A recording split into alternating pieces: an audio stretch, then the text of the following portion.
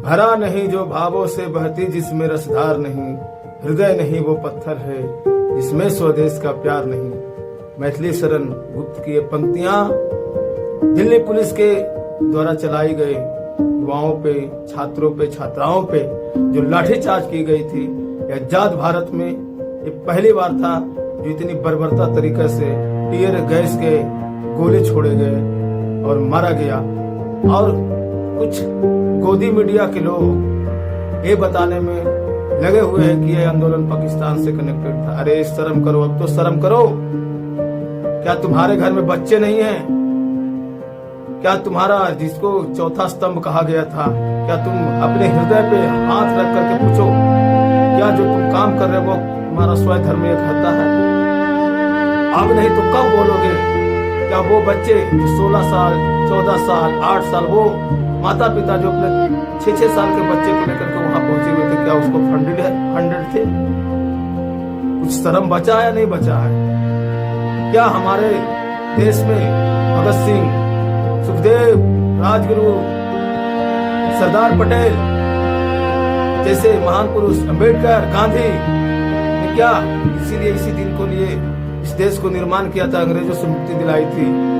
अगर जिस तरह से भी गोदी मीडिया इस आंदोलन को बदनाम करने के लिए दिखा रही, अगर ये मीडिया अगर उस समय अंग्रेजों के समय में होता तो मैं दावे के साथ कहता हूँ भारत का कतई आजाद नहीं होता।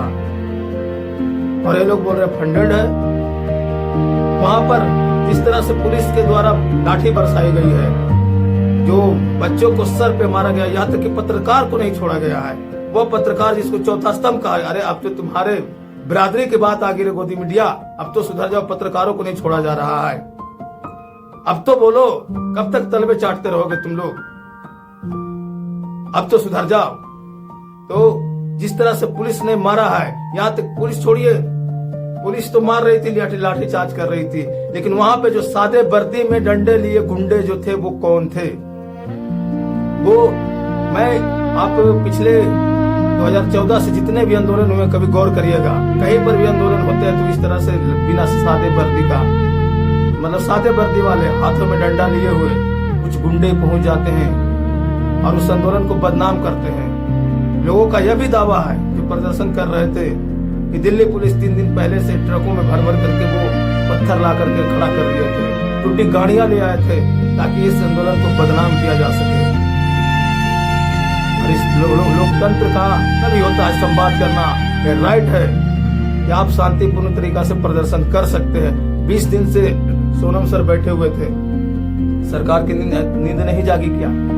अरे ऐसी क्या मजबूरी है सरकार के जो एक मंत्री का इस्तीफा नहीं ले पा रहा है? अरे सर, बहुत सारे ऐसे मंत्रियों के इस्तीफे हुए हैं, मंत्री बदले जाते हैं, तो ऐसे क्या मजबूरी हो गई है 56 इंच के सीने वाले प्रधानमंत्री को एक शिक्षा मंत्री का इस्तीफा नहीं दे पा रहे?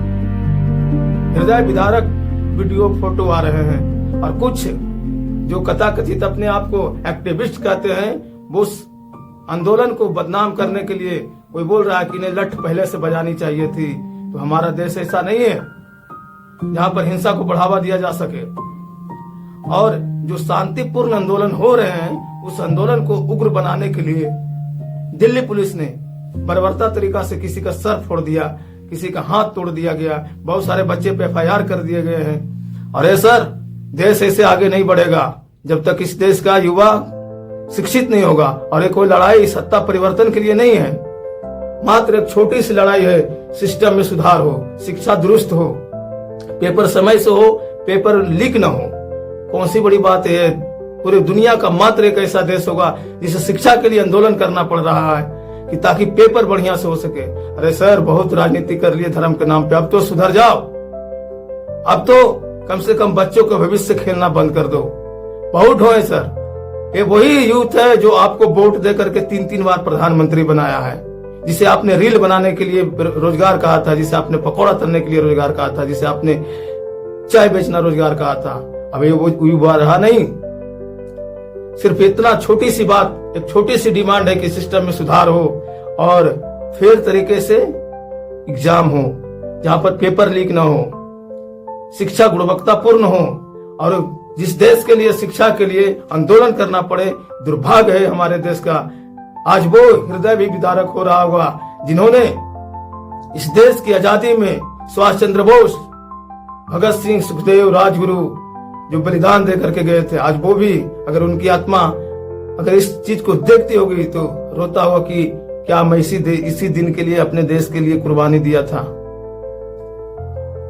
बड़े बड़े तानाशाह, हिटलर से भी ज्यादा तानाशाह इस दुनिया में खत्म हुए। सर, तानाशाही इतना मत कीजिए कि आप वो तानाशाही का स्वयं विनाशक हो जाए। जितने भी बच्चे पे लाठियां बरसे, मैं दावे के साथ कहता हूं 99.9% वहां पर बच्चा निर्दोष था।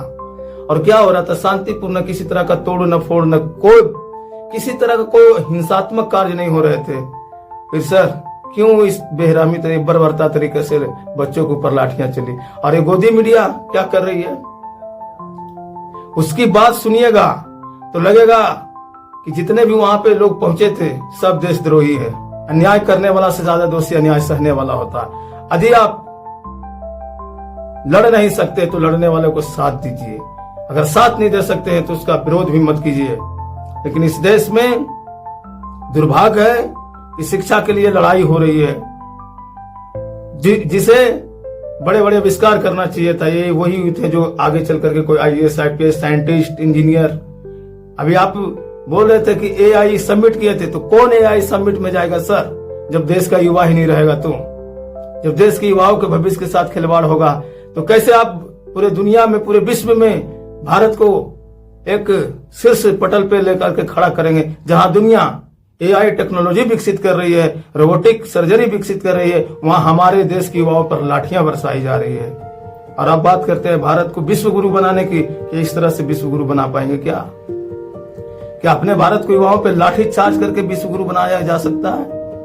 क्या शिक्षा को बर्बाद करके विश्व गुरु बनाया जा सकता है? क्या पेपर लीक करके विश्व गुरु बनाया जा सकता है? ऐसा कभी नहीं। एक छोटी सी डिमांड है। अभी कितने लोग बोल रहे हैं कि आप धर्मेंद्र प्रधान को इस्तीफा देने से शिक्षा में या सिस्टम में सुधार हो जाएगा। नहीं, कोई जरूरी नहीं कि सुधार हो जाएगा, लेकिन कम से कम एक जवाबदेही तो बनेगी।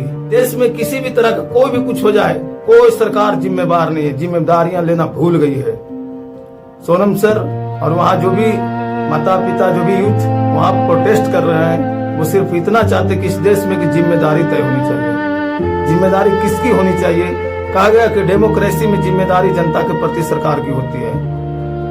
सरकार की जिम्मेदारी हो कि अंतिम व्यक्ति तक बैठे हुए लोगों को सुरक्षा प्रदान करे, शिक्षा प्रदान करे। यहाँ तो युवाओं के ऊपर लाठी बरसाया जाएगा। ये कोई आतंकवादी नहीं थे सर, हमारे देश के युवा थे। वो युवा जो इस देश को बनाने के लिए दिन रात कोई चोखा रोटी, कोई मार भात खा करके 6x6 10 छोटी छोटी कमरों में जाकर के, जिनके माता पिता खेतों में हल चला रहे हैं, मजदूरी कर रहे हैं, कोई बड़े घर के लड़के नहीं रहते हैं जो तैयारी करते हैं, वो युवाओं को लाठी से पीटा गया, हाथ तोड़ दिया, सर फाड़ दिया गया। हमारा देश का कितना भारी दुर्भाग्य है कि सिस्टम नकारा हो गया है। बाकी आप क्या सोचते हैं? अपनी प्रतिक्रिया दीजिए। शुक्रिया, धन्यवाद।